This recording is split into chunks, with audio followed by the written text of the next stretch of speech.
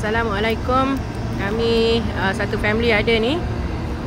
So ini adalah malam 10 Zulhijjah. Dah masuk 10 Zulhijjah sebab dah maghrib. Pengiraan hari dikira mulai daripada maghrib. So kami di maktab 90A, ada beberapa KT di situ, baru KT 6 yang dah berlepas ke Madinah, yang lain masih menunggu giliran. So hopefully akan cepat sampai pasnya dan sampai giliran kami. Tapi apa-apa pun yang terbaik dah disusunkan untuk kami. So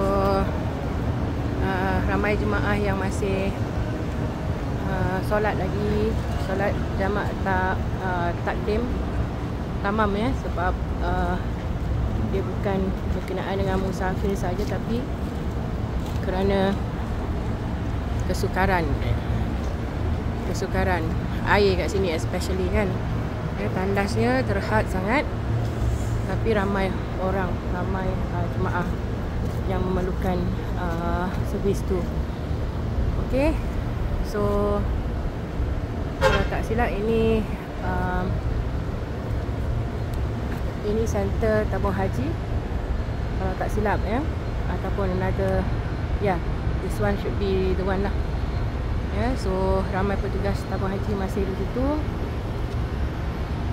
Okay, so insyaAllah soon kita akan sampai di Muzdalifah untuk mabit sebentar saja selepas separuh malam, and then terus ke Mina untuk melontar jamrah kubra, jamratul kubra. Lepas tu boleh tahlul awal. Maksudnya kami akan terlepas daripada larangan ihram yang 10, iaitu kecuali larangan yang berkait dengan kelamin ya. Okey, so sampai situ saja. InsyaAllah nanti kita sambung dengan keadaan di Muzdalifah. Assalamualaikum.